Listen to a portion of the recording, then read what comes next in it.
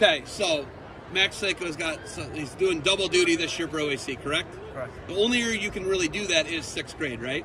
Correct. And he's actually not like a lot of kids because he's not doing like a pause year, a reclass or anything. He's young for the grade. Yeah, he'll be 11 years old wrestling in the junior high state championship. So I knew that was a stupid question. He will do both this year, junior high and OAC grade school, correct? Correct. I just shouldn't even ask. But what does Max got to do? He's defending his title here, right? Yeah, he's defending each other here. He just to show up and wrestle. You know, I like his odds here, but there's always some really tough kids in the bracket, and there's a lot of tough kids watching him, you know. So we got to be ready for that. And then junior high, you know, obviously I just need to get him somewhere around the podium for junior high. So you think getting on the podium this year is what you guys need to be focusing on, not winning? Yeah, as a sixth grader, I think realistically, of course we'd like to win it, but realistically we got to get to the podium. Wherever he ends up on the podium, that's another good day he's on top of it, and a bad day he's standing on the floor next to everybody else. But around the podium is where we need to be. He just wrestled his district. He technically pinned his way through his district as a 6th grader unseeded. That was pretty good. I was happy with that. And I looked at the other districts. I know he'll compete well with the other district champions that are out there. How many kids from West Shore here today at the Divisionals? We got 41 wrestlers here. 41, both for the morning and the afternoon? And I got 3 kids at McDonough. I got 3 kids that probably would have done really well at McDonough. So, McDonough's a national level, like a grade school, like a Defense Soap Duels, right. like a VAC, or like a National Middle School Duels type event. We don't have a team in that. We chose not to play a team in that because I wanted everybody here, but some of the, like Riker, he's a hold back 8th grader. He's getting kind of aged out of these events, so he'll go out there. So we know the timeline with you is 2 more years with West Shore after this year, correct? Well, hopefully that was the plan, but I can't just walk away. I had to find a replacement.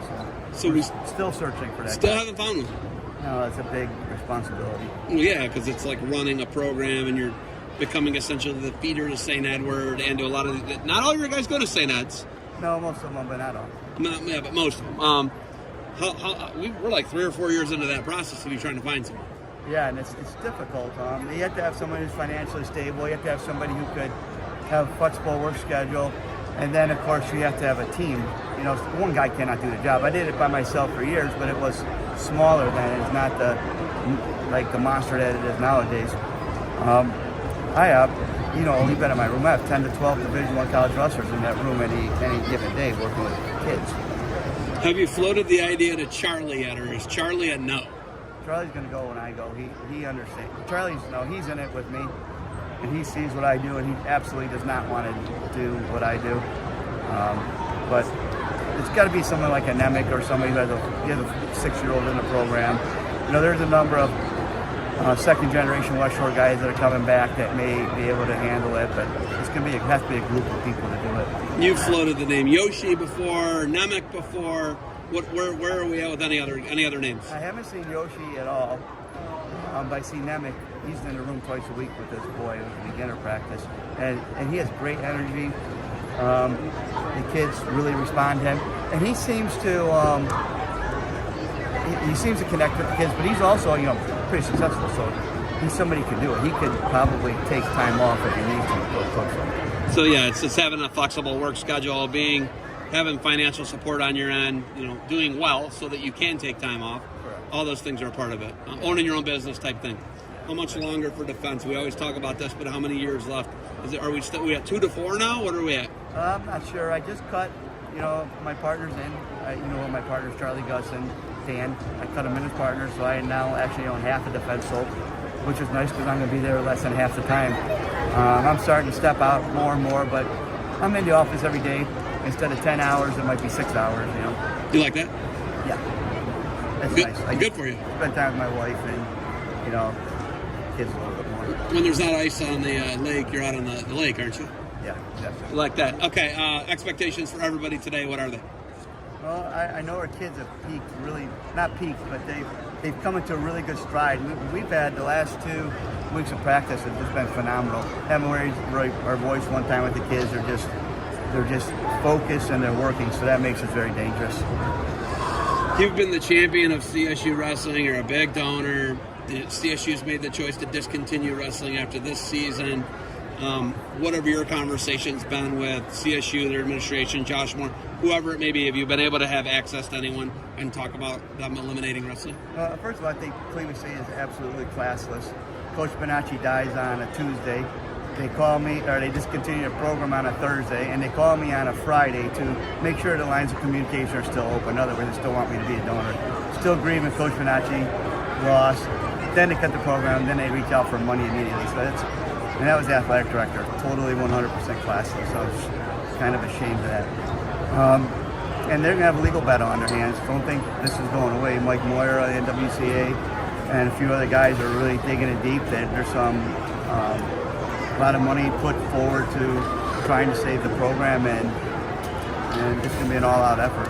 Yeah, and they're almost putting it like we're not even entertaining the thought of keeping it. No, that's what they said. That's what they said, but I mean, lawyers and judges could say differently. Gag order on a lot of the wrestlers. Well, here's the thing, and it has nothing. They'll say it had to do with money, but it had nothing to do with money. The wrestling program made money. It was one of the only programs that made money. They had 37 athletes. 2 of them were on scholarships. 35 kids paid to go to Cleveland State. They cut a program that made money. It had the highest GPA on campus. They can't say it was because they weren't smart. They had the second highest GPA of all Divisional college wrestling programs in the country. They can't say the kids weren't performing. They took second in the MAC, right? They can't say the kids aren't performing. So they just cut it because it doesn't fit their political agenda. You go across the board and you can figure, what men's sport can we cut? How about the one that doesn't ever align with the university's thoughts? Wrestling, boom, it goes. Anything else they say is a complete lie because the program made money, they performed as athletes, and they performed as students. You've been thinking about this a little bit, I can see. You've been stewing. It's aggravating. Again, they're classless too. So when given day comes, don't give any money to that school. They said they're going to put the money toward the wrestling program. They raised $8.3 million off of that. We're estimating $8.3 million off of that tuition hike that the students paid for. Well, it just so happens that all those students are gone now, so they cut it and nobody knows anything about it, but they forgot about the alumni that's sitting around watching what's going on. $8.3 million did not go into the wrestling program over the last 10 years. Not even close to that. So they have some explaining to do, and that's what the lawyers are going to dig into. Yeah, and they took that off their website, the student fee. Did you see that? They switched it to... They must not understand how screenshots work. Or Wayback Time Machine. Yeah, Wayback Time Machine, you can go and search that. Yeah. Wow, I've never seen you get this fired up about something, man. If it was honest, there's an honest reason, I would listen. But they said we're not going to be transparent. We're not going to tell you why. They just said they did their due diligence. If they did their due diligence, the wrestling team would be there, and the basketball team would be gone. The one that's hemorrhaging $2 million a year, that team would be gone. But they didn't do their due diligence. It comes down to political agendas. Okay. Wow.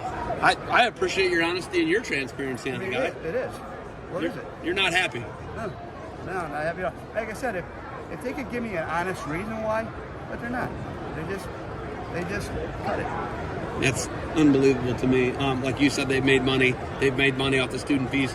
Who voted to pay more money so they could keep wrestling, and then they tried to slide the rug up from underneath you guys. That's a common tactic with universities. They'll pass something with the student board, and then 6 to 8 years, that student board's completely gone. They have the freshman student board unaware of what the last one voted on, and then they just, absorb the money into the university. It's a common practice that I didn't realize happened, but with talking to people, I learned that this is what universities do. Yeah, and gagging the student athletes to not speak to media. Obviously, you got another problem that they have in America with First Amendment, right? I mean, people have not been paying attention to what's going on. People want transparency. People are sick of this type of stuff. And they made a mistake. They cut the program too soon. If they would have cut it in April when the revenue sharing goes into effect, you're going to lose a lot of programs across the board.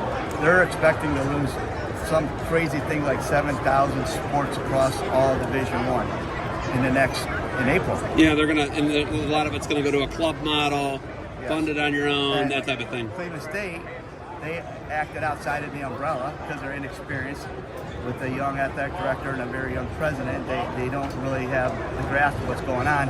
So now they're going to get the full brunt of the NWCA because they just made themselves the poster child of cutting sports, and they didn't even realize they did that.